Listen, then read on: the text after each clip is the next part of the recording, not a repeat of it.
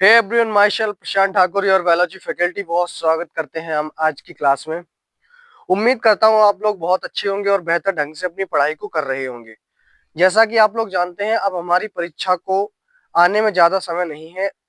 ज्यादा से ज्यादा 90 दिन और कटने वाले हैं जब हमारी परीक्षा होने वाली है। हम आपकी बायोलॉजी की क्लास को कंटिन्यू इसीलिए कर रहे हैं कि जल्दी से जल्दी हम आपके सिलेबस को कंप्लीट करा सकें। आज है मंडे। अगले आने वाले संडे से हम जो भी आपको वीक में जो भी कंटेंट प्रोवाइड कराएंगे, जो भी आपकी लेक्चर में जो भी कंटेंट दिया जाएगा, उससे रिलेटेड आप लोगों को हम जो एमसीक्यू वगैरह है वो बनाकर देंगे। आप लोग उसे हमारे टेलीग्राम चैनल पर जाकर देख सकते हैं और वहां से अपनी प्रैक्टिस को कर सकते हैं, ठीक है। और अगर आपको ये लेक्चर बेहतरीन लगता है, अगर अच्छा लगता है, समझ में आता है, तो हमारे इस चैनल को सब्सक्राइब कर लीजिएगा ताकि आने वाली हर वीडियो की अपडेट आप तक पहुंच सके और आप उसका फायदा ले सकें, ठीक है। तो चलिए आज की क्लास को शुरू करते हैं। हमारा लास्ट का टॉपिक था शुक्राणु जनन। हमने लास्ट क्लास में क्या पढ़ लिया था? शुक्राणु जनन के बारे में हमने पढ़ लिया था, ठीक है। शुक्राणु जनन, ठीक है। क्या पढ़ा था हमने? शुक्राणु जनन के बारे में हमने देख लिया था, ठीक है। शुक्राणु जनन पढ़ने के बाद में अब हम पढ़ेंगे अंडाणु जनन। क्या पढ़ेंगे? अंडाणु जनन। अंडाणु जनन यानी कि ओजेनेसिस के बारे में आज हम देखने वाले हैं, ठीक है। पहले अंडाणु जनन प्रारंभ करने से पहले एक मैं छोटी सी चीज आपको समझा देता हूं। ये जो शुक्राणु जनन था, वह कौन सी चीज हमारे बॉडी में ऐसी अंदर है जो शुक्राणु जनन की प्रक्रिया को कंटिन्यू चलाती रहती है? क्या चीज है वो? तो वो है हमारा हॉर्मोन्स नियंत्रण। क्या है? हार्मोन नियंत्रण।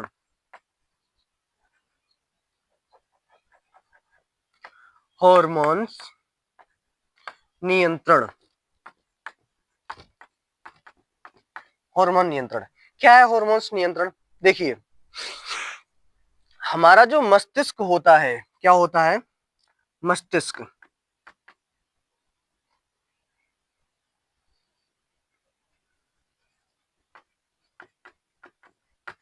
मस्तिष्क में क्या होता है?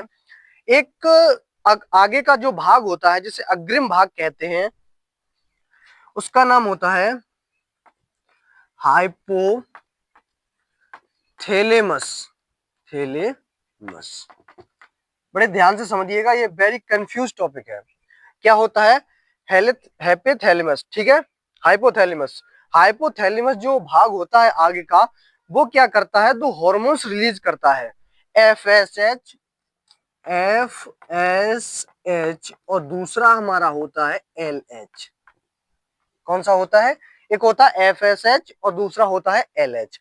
ये दो ऐसे हॉर्मोन्स हैं जो पूरी प्रक्रिया को कराते हैं, शुक्राणु जनन की पूरी प्रक्रिया को कराते हैं। अब देखिए क्या होगा। ये जो दिया है एफएसएच और एलएच हार्मोन्स, अब ये यहां से निकल जाएंगे। कहां से? हाइपोथैलेमस माइंड से निकल जाएंगे, ठीक है। फिर कहां जाएंगे?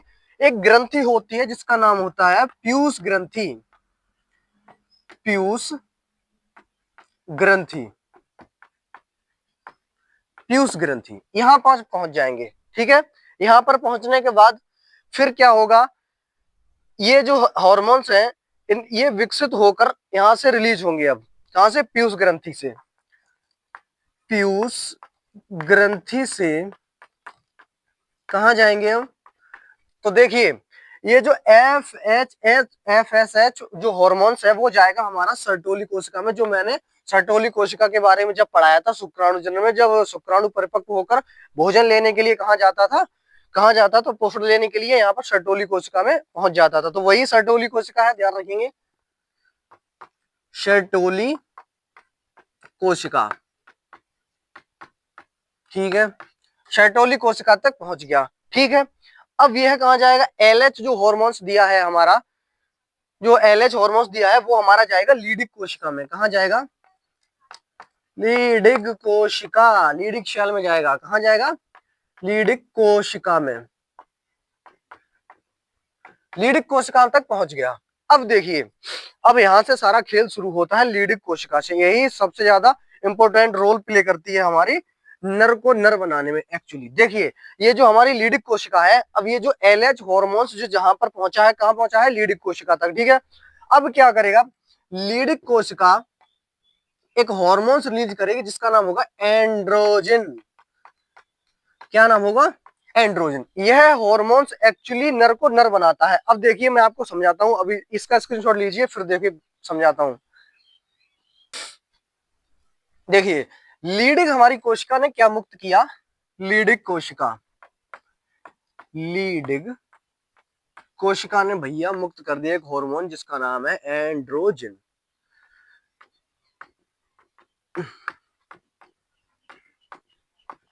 देखिए, एंड्रोजन मुक्त कर दिया। अब क्या होगा, हमने ये बात क्यों कही कि जो एंड्रोजन हार्मोन्स है वो एक्चुअली नर को नर बनाने में सहायता करता है। देखिए, एक तरफ हम लिख देंगे पुरुष यानी कि मेल, और दूसरी तरफ हम बात करने वाले यहाँ पर फीमेल के बारे में, ठीक है। फीमेल के बारे में क्या बात करने वाले हैं, देखिए, ये जो एंड्रोजन हॉर्मोन्स है ये एक अपने निश्चित समय पर रिलीज करता है। जैसे कि जब नर किशोरावस्था में पहुंचता है, किशोरावस्था का मतलब होता है 11 वर्ष से 13 वर्ष या 12 वर्ष से 14 वर्ष की जब उम्र में पहुंचता है, तो यह हॉर्मोन्स रिलीज करता है।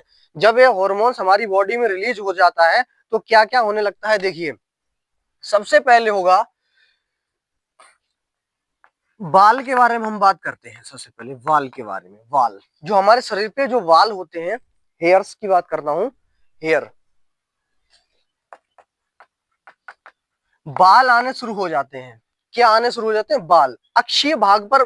बाल हमारे शरीर में, पुरुषों के शरीर में 3 प्रकार से आते हैं। देखिए, पहला तो हमारा सिर पर बाल आते हैं, सिर पर, और दूसरा हमारे आते हैं अक्षीय भाग पर। कहां पर, अक्षीय, एक मिनट, अक्षीय भाग पर, ठीक है। अक्षीय भाग पर मतलब जैसे कि हमारी जो पेट पर और सीने पर, हाथ पांव, इन सबको हम क्या कहते हैं, अक्षीय भाग पर। और तीसरा जो वाल होता है वो आते हैं हमारे जायांग पर। कहां पर, जायांग पर। तो पहला अंतर आपने पहला चेंजेस देख लिया। जब एंड्रोजन हार्मोन्स रिलीज हुआ तो हमारे शरीर में क्या क्या बदलाव हुए। देखिए, सिर पर तो वाल हमारे जैसे वाई वर्थ प्रेजेंट होते हैं, ठीक है, उसकी कोई बात नहीं। जो अक्षीय भाग पर और जो जायांग पर वाल होते हैं वो किशोरा अवस्था में आने पर ही आते हैं, जिससे कारण क्या है आने का, एंड्रोजन हार्मोन्स, ठीक है। दूसरा क्या बदलाव होता है हमारे अंदर, दूसरा चेंजेस देखेंगे। दूसरा चेंज होता है जो वॉइस पिच होती है, वॉइस पिच जो होती है हमारी वो भारी हो जाती है। कैसी होती है, जो आवाज आती है वो थोड़ी सी भारी हो जाती है, ठीक है। और बॉडी हमारी जो है तीसरा कार्ड देखिए, बॉडी जो है, बॉडी थोड़ी मस्कुलिन हो जाती है, मस्कुलिन, ठीक है। मस्कुलिन, मस्कुलिन का मतलब समझते हो, मतलब थोड़ा अच्छे वाइब बनने लगते हैं, थोड़े कटवट निकलने लगते हैं, थोड़ा लगता है कि हाँ लड़का है, ठीक है। हिंदी में अगर लिखना चाहो तो लिख सकते, कठोर होने लगती है, ठीक है।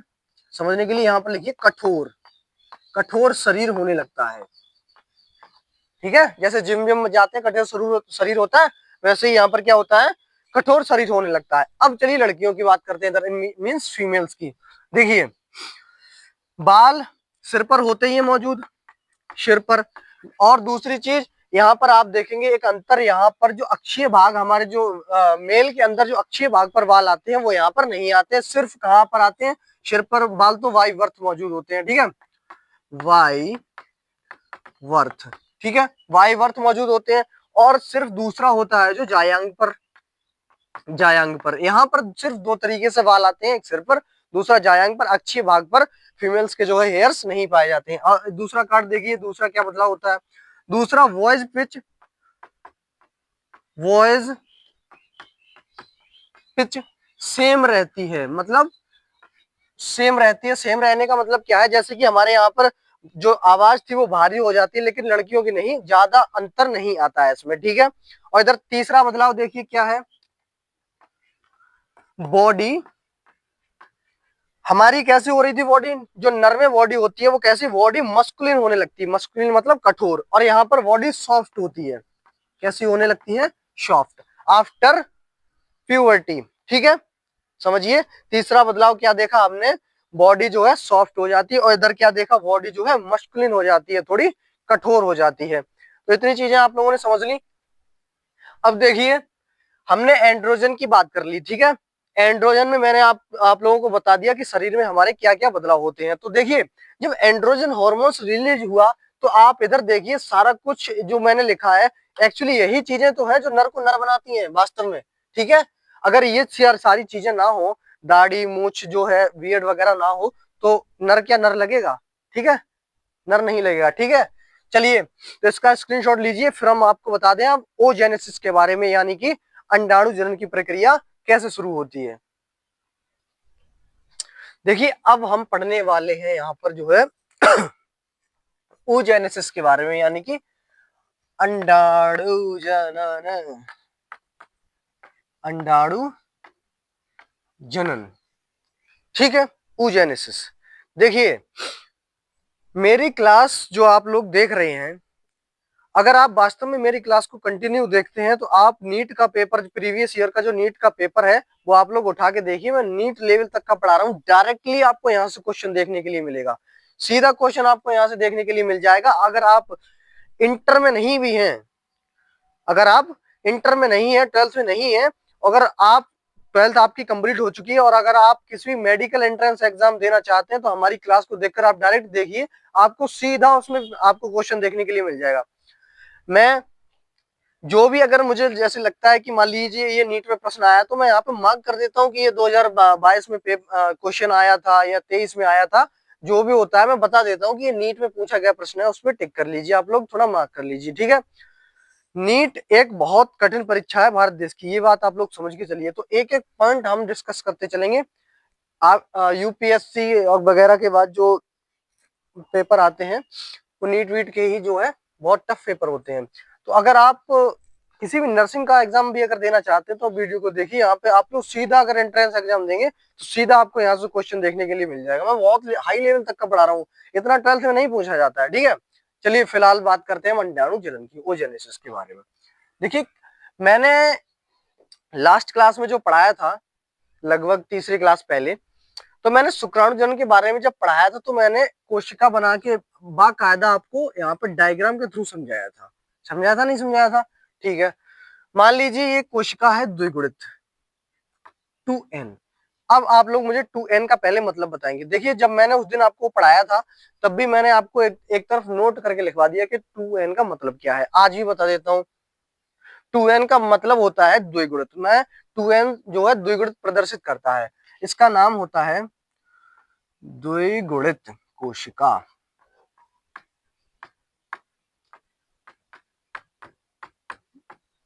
द्विगुणित कोशिका होती है ये, और इस कोशिका का नाम होता है गोनिया। क्या होता है, गोनिया, ठीक है, हिंदी में भी लिख देता हूं गोनिया। इस कोशिका का नाम होता है, हिंदी में भी होता है गोनिया और अंग्रेजी में भी क्या होता है, गोनिया। देखिए उस दिन मैंने आपको जब शुक्राणु जन्म पढ़ाया था तो उस दिन हर प्रोसेस के बारे में पढ़ाया था, हर डिवीजन के बारे में पढ़ाया था, कहां पर अर्धगुणसूत्री विभाजन हो रहा है, कहां पर समसूत्री विभाजन हो रहा है, और जो नई कोशिका बन रही थी उस कोशिका का नाम क्या था, ये सारी चीजें मैंने आपको पढ़ाई थी। देखिए अब वैसा ही प्रोसेस कुछ कुछ यहाँ पर आपको देखने के लिए मिलेगा। ये जब द्विगुणित कोशिका है तो यह पहले वृद्धि करेगी, क्या करेगी, वृद्धि करेगी, ठीक है, कर लिया। एक कोशिका थी अभी हमारे पास और एक कोशिका ने अब क्या किया, विभाजन कर लिया, मींस डिवीजन कर लिया है, और डिवीजन करके एक कोशिका से दो कोशिकाएं बन गई हैं, ठीक है, ठीक है साहब, बन गई दो कोशिका। अब क्या हुआ, अब इन्होंने थोड़ा और विभाजन किया, अपनी संख्या को और बढ़ाया, 2n हो गई, 2n हो गई, सभी द्विगुणित बन रही है क्योंकि अभी सिर्फ समसूत्री विभाजन यहाँ पे हो रहा है इस वजह से, ठीक है। 2n से दो कोशिकाएं हमारी बन गई हैं, ठीक है। अब देखिए एक एक चीज समझने के लिए आप लोग अपने नोट्स में लिख लेंगे, समझिए। हमारे जो शुक्राणु जनन था उसका पूरा प्रोसेस था वो कितने दिन का था, मैंने उस दिन भी आपको पढ़ाया था, सिर्फ 74 दिन का, only on process on 74 days. ठीक है, शुक्राणु जनन का जो भी प्रोसेस था वो कितने दिन का था, 74 दिन का वहां पर प्रोसेस था। ठीक है, लेकिन लेकिन लेकिन यह जो अंडाणु जनन है ये प्रक्रिया रुक रुक कर चलती है, रुक रुक कर चलती है। कैसे रुक रुक कर चलती है? यह जो प्रक्रिया है फीमेल्स में, फीमेल में क्या होता है, यह प्रक्रिया बिफोर बर्थ, बिफोर बर्थ यानी कि जन्म से पहले, जन्म से पूर्व, आप कह सकते हैं भ्रूणावस्था में, भ्रूणावस्था, यह प्रक्रिया कब से शुरू हो जाती है, भ्रूणावस्था से। जब फीमेल्स गर्भाशय में होती है, भ्रूण अवस्था में होती है, तो यह प्रक्रिया मतलब बनना, ये अंडाणु की जो प्रक्रिया होता है oogenesis की प्रक्रिया शुरू हो जाती है। ठीक है, लेकिन अब क्या होता है, जैसे कि मान लीजिए ये जो कोशिका है हमारी गोनिया, कौन सी कोशिका है, गोनिया। अब यह बिफोर बर्थ मतलब जन्म से पहले भ्रूणावस्था में जब यह कोशिका थी तब से यह प्रोसेस शुरू हो गया, और मान लीजिए फिर इसने एक विभाजन किया, डिवीजन किया, ये कोशिका थी, इसने दो कोशिका बना ली, 2n से 2n बना लिया। अब यह प्रक्रिया यहाँ पर रुक जाएगी, रुक जाएगी, कोई पता नहीं कब शुरू हो। ठीक है, जबकि क्या होता है, जब जो मेल्स में जो यह प्रक्रिया होती है शुक्राणु जनन की, वो कब से स्टार्ट हो जाती है, 74 डेज में बन बना के पूरी तैयार परिपक्व हो जाता है जो जो होता है शुक्राणु। ठीक है, तो इसमें क्या होता है, अब मान लीजिए यह जन्म से मौजूद है, ठीक है, जन्म से पहले ही, और इसने यह दो कोशिकाएं बना ली विभाजन करके, तो जब यह चार कोशिकाएं ये जो बनी आपको दिखाई दे रही, ये पता नहीं कब बनाएगी, ये कब बनाएगी, कम से कम जन्म के बाद, जब भ्रूण का जन्म हो जाएगा उसके बाद यह प्रोसेस चालू होगा। ठीक है, अब देखिए क्या होगा, यह जो कोशिका है कोई एक 2n मान लीजिए, यह वाली जो कोशिका है अब यह विभाजन करेगी परिपक्व होकर, जैसे कि मान लीजिए, एक सेकेंड,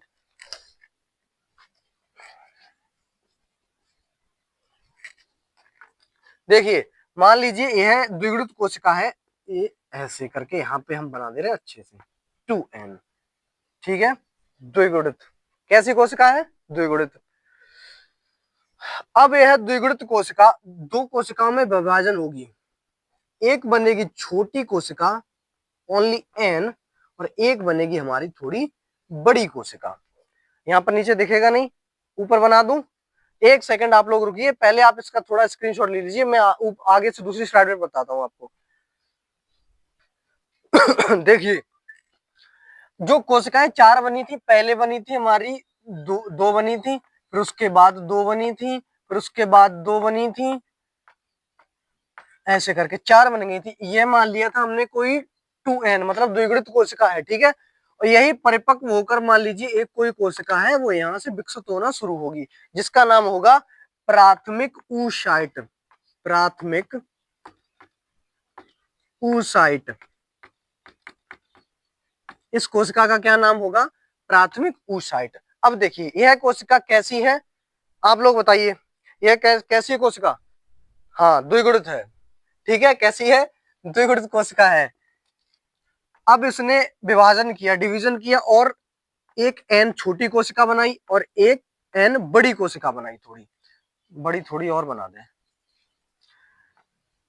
यह थोड़ी और बड़ी कोशिका बना दी। लेकिन जो एन का मतलब मैंने आपको समझाया था वो क्या था, एन का सिर्फ मतलब था यहाँ पे अगुणित। कैसी कोशिका बनेगी, अगुणित, अगुणित कोशिका।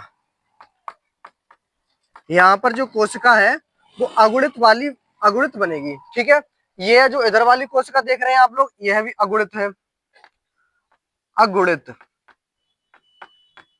ठीक है, यानी कि हैप्लॉइड, हैप्लॉइड डिवीजन होगा। यहाँ पर हमारा समसूत्री विभाजन हुआ था, यहाँ पर हो रहा है अर्धगुणसूत्री विभाजन। आप लोग देख सकते हैं 2n से गुणसूत्र की संख्या कैसी हो गई, आधी रह गई, 2n से सिर्फ n रह गई। ठीक है, तो जो ये छोटी कोशिका आपको दिख रही है, इस कोशिका का नाम होता है प्राथमिक, प्राथमिक ध्रुवीय कोशिका, प्राथमिक ध्रुवीय कोशिका। प्राथमिक ध्रुवीय कोशिका। ठीक है, अब देखिए यह कोशिका एक बार फिर से विभाजन करेगी। जो बड़ी कोशिका दिखाई दे रही है आप लोगों को, ये प्राथमिक ध्रुवीय कोशिका है और ये एक बड़ी कोशिका है। लेकिन एक चीज याद रखेंगे, दोनों में जो डिवीजन हुआ है, जो विभाजन हुआ है, वो सिर्फ अर्धगुणसूत्री विभाजन हुआ है। यहाँ पर लिख लेंगे अर्धगुणसूत्री विभाजन। अर्धगुणसूत्री विभाजन, विभाजन अंग्रेजी में कहेंगे हैप्लॉइड डिवीजन, यानी कि गुणसूत्रों की संख्या कितनी रह गई? आधी रह गई। अब यह कोशिका नई दो कोशिकाएं बनाएगी, नई दो कोशिकाएं बनाएगी, एक छोटी वाली और एक बड़ी वाली। यह जो छोटी वाली कोशिका है इसका नाम होगा द्वितीय ध्रुवीय कोशिका। द्वितीय ध्रुवीय कोशिका, द्वितीय ध्रुवीय कोशिका। ठीक है, और इस कोशिका का नाम होगा द्वितीय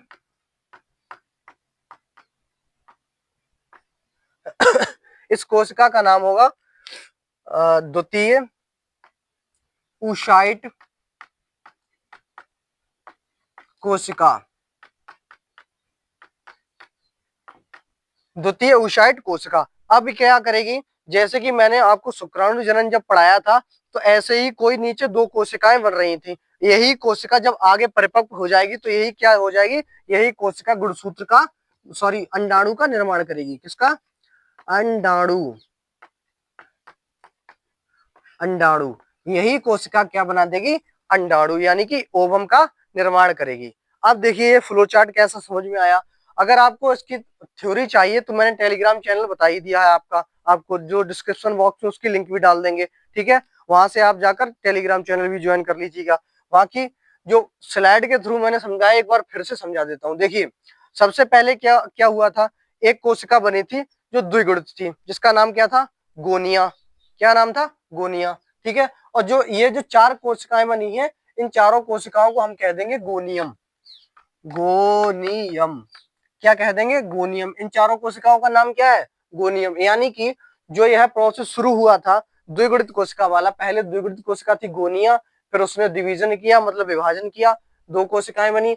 फिर जो दो कोशिकाएं चार कोशिकाएं बना रही हैं, उनका नाम हो जाता है गोनियम। क्या हो जाता है? गोनियम। यानी कि अब लक्षण प्रदर्शित होने लगे किसके? अंडाणु बनने के। तो इस कोशिका का नाम हमने क्या रख दिया? गोनियम। ठीक है, जब गोनियम बनी, फिर कोई एक कोशिका, जैसे ये द्विगुणित कोशिका है, कोई एक कोशिका है, द्विगुणित एक कोशिका है जो जिसका नाम है प्राथमिक ऊसाइट। ध्यान रखेंगे, प्राथमिक ऊसाइट कोशिका। प्राथमिक ऊसाइट कोशिका ने फिर दोबारा से विभाजन किया, लेकिन इस बार कैसा विभाजन हुआ? अर्धगुणसूत्री विभाजन हो रहा है, क्योंकि आप लोग देख सकते हैं 2n से गुणसूत्रों की संख्या कितनी रह गई? n, मतलब अगुणित हो गए, द्विगुणित से अगुणित हो गए। पहले जो गुणसूत्रियों की संख्या थी वो द्विगुणित थी, अब रह गई अगुणित। ठीक है, जो छोटी वाली कोशिका बन रही है जिसका नाम है प्राथमिक ध्रुवीय कोशिका। क्या नाम है? प्राथमिक ध्रुवीय कोशिका। दूसरी कोशिका ये है, और फिर इसने विभाजन किया तो एक बार फिर से एक छोटी कोशिका बनाई, एक बड़ी कोशिका बनाई एक छोटी कोशिका बनाई और एक बड़ी कोशिका बना दी। छोटी कोशिका को हमने कह दिया द्वितीय ध्रुवीय कोशिका, और इसको कह दिया हमने द्वितीय ऊसाइट। समझ में आ गया? और यही द्वितीय ऊसाइट फिर आगे जाके जब परिपक्व होकर यही अंडाणु का निर्माण कर देगी। ठीक है, इतनी चीज समझ में आई। अब आगे देखिए, मैंने अभी आपको बताया था, जब मैंने शुक्राणु जनन पढ़ाया था, तो वो है प्रक्रिया कितने दिन में समाप्त हो रही थी? 74 दिन में जो है शुक्राणु परिपक्व हो जा रहा था। लेकिन यहाँ पे क्या हो रहा है? देखिए सबसे पहले हमने बता दिया, यह जो संरचना बनती है, यह बनती है बिफोर बर्थ। बिफोर बर्थ यानी कि, एक मिनट, बिफोर बर्थ। ठीक है, कहां बन रही थी? बिफोर मत, मतलब जन्म से पहले यह प्रक्रिया शुरू हो जाती है। और नर में शुक्राणु बनना कब से प्रारंभ होते हैं? किशोरावस्था से, मतलब कम से कम 12 से 14 वर्ष के बाद। जन्म के 12 से 14 वर्ष के बाद जब नर जो है, जिसकी उम्र 12 से 14 साल हो जाएगी, तब वो क्या करेगा? शुक्राणु उसमें बनना शुरू होंगे, और जो प्रोसेस उसका होता है शुक्राणु बनने का, जो प्रक्रिया है स्पर्मोजेनेसिस की, वो फिर शुरू होती है। ठीक है, देखिए यह बाई यह बिफोर बर्थ यानी जन्म से पहले, यह कम से कम जन्म होगा तब, फिर जन्म के बाद, और फिर जब कम धीरे धीरे करके 13 से जब 14 साल होता है तब जाके एक ओवम का निर्माण हो पाता है। ओवम मीन्स ओवा का निर्माण हो पाता है, मतलब एक अंडाणु का निर्माण हो पाता है। तो इतनी चीजें आपको समझ में आ गई। हमने पढ़ा किसके बारे में, हॉर्मोन्स के बारे में पढ़ा कि जो हॉर्मोन्स एक्चुअली नर को नर कैसे बनाता है, ठीक है, जो सारे सिम्टम्स होते हैं नर वाले वो कैसे आते हैं, ठीक है। हाँ, ये सारी चीजें थी, ठीक है। संदीप कुमार कमेंट कर रहे हैं कि सर ओवरी के बारे में पढ़ाइए। तो हमने जो क्लासें हमारी थी पहले की, आप लेक्चर जाके देखिए, वो मैंने आप ओवरी के बारे में एक्सप्लेन पूरा कर चुका हूँ, ठीक है। आगे आने वाले समय में मैं मेंस्ट्रुअल साइकिल वगैरह आर्त चक्र के बारे में पढ़ाऊंगा, तब देख लेना थोड़ा ओवरी के बारे में, तब समझा दूंगा, ठीक है। तो यहाँ पर ये लेक्चर यहीं पर खत्म कर रहे हैं। आज का टॉपिक हमारा यही था, क्या था, अंडाणु जनन मतलब ओजेनेसिस, ठीक है। तो देखिए, अगर आप लोगों को लेक्चर पसंद आया है तो चैनल को सब्सक्राइब जरूर कर लेना, ताकि आने वाली हर अपडेट आप तक पहुंच सके, और जो कल का लेक्चर है वो आप तक नोटिफिकेशन उसकी पहुंच जाए। ठीक 8 बजे मैं इस लेक्चर को पूरा मतलब कवर कर देता हूँ, ठीक है। क्योंकि अब टाइम हो रहा है, मेरे ऑफलाइन क्लास भी आप लोगों को पता है मेरे शुरू होने वाली है, ऑफलाइन की क्लास, और बचे हैं 5 मिनट, ठीक है। उसके बाद अब हम कल शुरू करेंगे। और बाकी जो बच्चे वनडे एग्जाम की तैयारी कर रहे हैं, यहीं पर बता देता हूँ इसी लेक्चर में, जो आपके छोटे बड़े भाई बहन जो भी हैं, अगर वो तैयारी कर रहे हैं किसी वनडे एग्जाम की, तो मेरा जो इसी चैनल पर मेरी जो दूसरी क्लासें आती हैं, जैसे जियोग्राफी भी मैं कवर कर रहा हूँ, ठीक है। जीएस का पूरा पार्ट मैंने आपको कहा था कवर करूंगा, तो अभी मैं जियोग्राफी देख रहा हूँ। थोड़े समय के बाद, लगभग 1 सप्ताह के बाद, मैं आप लोगों को यहाँ पर कई सब्जेक्ट पढ़ाते हुए दिखाई दूंगा। जैसे ज्योग्राफी चली रही है अपनी, हिस्ट्री भी देख लूंगा, 1-2 सब्जेक्ट और कवर कर लूंगा, और जो कंपटीशन वाली बायोलॉजी है वो भी पढ़ाऊंगा। साइंस का जो पोर्शन है, क्योंकि रेलवे की वैकेंसी आपको पता है आई चुकी है, तो मैं जो उसका जो